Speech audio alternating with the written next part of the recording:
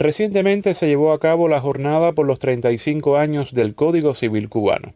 Su eje central estuvo dirigido a la impronta de la reforma al Código Civil por el proyecto del Código de las Familias. La cita contó con la participación de prestigiosos juristas y estudiantes de la carrera de Derecho de la Universidad de La Habana. La reforma, que fue objeto de debate durante esos días, buscó con precisión técnica, dentro de lo articulado en el Código Civil, aquellas normas en las que hay incidencia directa del derecho familiar emergente del proyecto de Código de las Familias, con la finalidad de lograr el ordenamiento jurídico.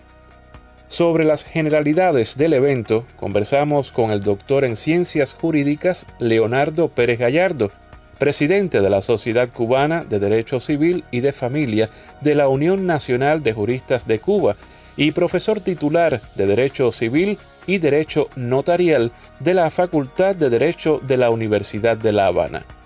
Doctor, ¿cuáles fueron los principales temas tratados en la jornada? La presente edición tuvo como punto de mira esencial la reforma al Código Civil cubano que introduce el proyecto de Código de las Familias.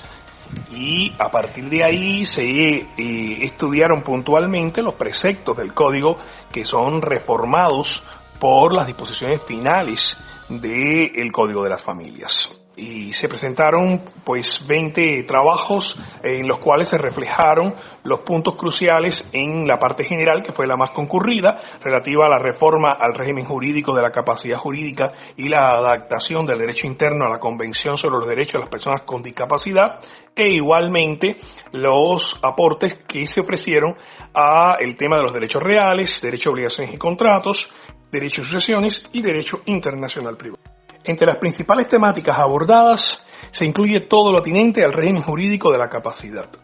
La regulación del ejercicio de la capacidad jurídica como un derecho humano, consagrado en el artículo 12 de la Convención sobre los Derechos de las Personas con Discapacidad, que ha sido ratificada por Cuba, la inclusión de estos principios y valores de la Convención en las normas que se modifican del Código Civil. La sustitución del régimen de tutela y de incapacitación que está previsto en el Código Civil de 1987 y en el Código de Familia de 1975 por un régimen de provisión de apoyos y salvaguardias,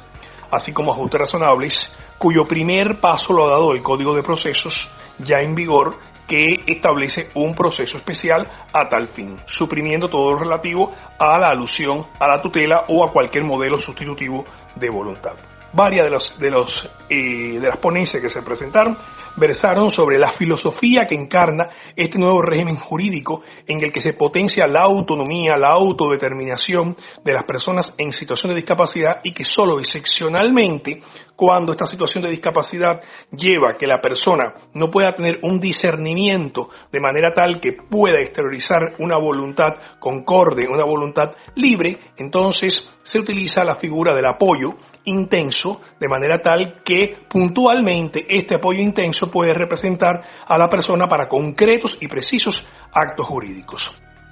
¿Qué finalidad tuvo el desarrollo de este encuentro? La finalidad que tuvo este encuentro fue la de debatir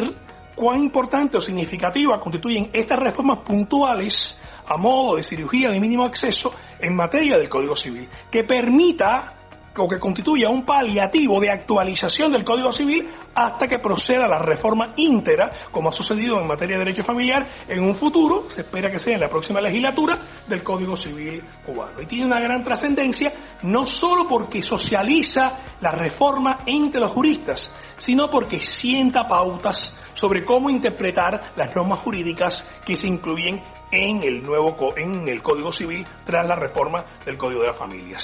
También tendrá como un resultado tangible, que es la publicación de aquellos trabajos que reflejan la interpretación de los preceptos legales que se incluyen en las disposiciones finales del Código de las Familias, reformando el vigente Código Civil.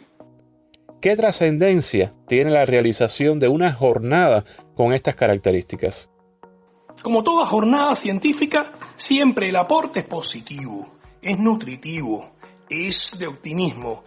Hay que pensar, y lo dije en las palabras de inauguración, hay que pensar en la necesaria reforma del Código Civil no sobre la base del reproche de si fue o debió haber sido el punto de inicio de la reforma legislativa tras la reforma constitucional, sino hay que pensar de cara al futuro y hay que pensarla con un sentido constructivo, de manera tal que situemos el Código Civil en el rol que le corresponde dentro del ordenamiento jurídico, de modo que las normas jurídicas especiales sean leyes satelitales del Código Civil, por cuanto el Código Civil es la norma de mayor importancia después de la Constitución en una nación,